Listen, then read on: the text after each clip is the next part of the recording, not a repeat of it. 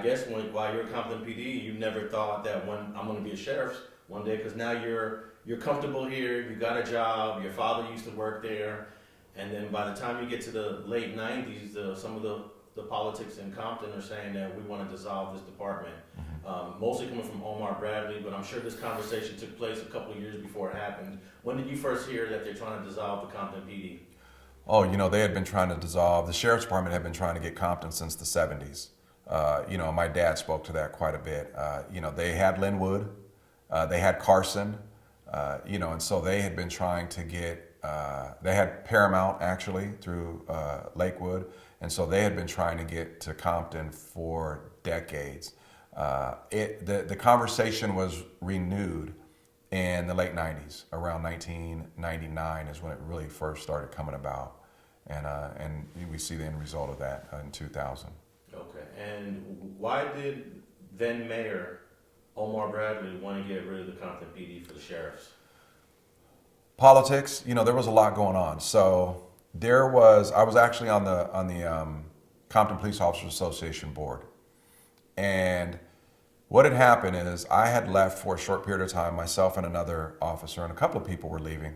I had left and gone to Pasadena PD for a short period of time. During that time, there were some things going on within Compton that I was, kind of being kept abreast of, but I wasn't there. And our chief at the time and one of his commanders were removed from their positions. They were basically put on administrative leave. They were offered a golden handshake, from what I understand, to retire. They refused, and they were put on administrative leave, and an interim chief, who was another commander, was put in place. It was around that time that, that new interim chief was basically like, hey, you know what, we want you guys to come back. Come back to, to the police department. We're going to make some changes and do some things. Well, there was a group of people that were very, very supportive of the chief, Huey Taylor. And basically what they did in a nutshell was they took over the Compton Police Officers Association. Without going into details, unless you really want it, there was some strong inclination that they cheated the vote, that they put a lot of people in board positions, people that had no interest, who were very tenured, had never sat in, the CPOA board before, had no interest in it, and then they started using that position to go after and attack the city council, specifically Omar, in support of Huey. And they started writing these letters called The Truth. And they were just these full-on attacks against, the Omar. And there were many of us within the department saying, hey, number one, stop doing it. We knew who was doing it. Hey, stop doing this. This is not gonna be beneficial to us. This is not gonna help us. And they continued on with it. They were pushing their own agenda, their own ideas. And I think at the point Omar used that as the reason to get rid of the police department. But, we obviously and later found out that it had more to do with, another contract that he was trying to secure with the city. And he felt like he could save money. That was his rationale. He could save money by contracting with the sheriff's department. I also remember that there were these allegations that Compton PD was a corrupt department, but then they later ended up hiring most of the Compton PD officers into the sheriff. So what level of corruption existed in the 1990s with the Compton PD? I will tell you this. Every single police agency, like, any organization, has a level of people that don't perform ethically, that don't exercise, ethical leadership. Compton PD was understaffed, under-budgeted, and under-equipped. I can tell you this, when I first got there, I remember we didn't even have enough radios for all the patrol officers to use. So if you were the rookie, you might not get a radio, a handheld radio. I remember some of the tools that, we were very, very late in getting that other law enforcement had. In terms of the corruption, there were some investigations that went on there that were, from what I understand, that proved some levels of corruption. But here's the one thing that I want people to know about law enforcement, right? If you're in any type of corrupt environment, you know who you can do your dirt in front of and who you can't. So I didn't see corruption. I didn't see dirt. People didn't come to me and say, hey, we're going to do this. We're going to do this nefarious, malicious, intentional activity. I think they knew where I stood, and a lot of us didn't see it. Whatever was going on that was being corrupt, people, when they're doing that kind of stuff, they hide it. They're not. So there was no open corruption in law enforcement. I will say this. I love each and every person that worked for Compton Police Department. Like I said, I basically grew up with a lot of these guys. I mean, a lot of these guys I knew almost kind of like uncles. But there was a level of, I won't even use the word laziness. I'm going to use the level of burnout. When you are understaffed and you are hit with the amount of work that comes, in a city like Compton, it's very easy to burn out very quickly.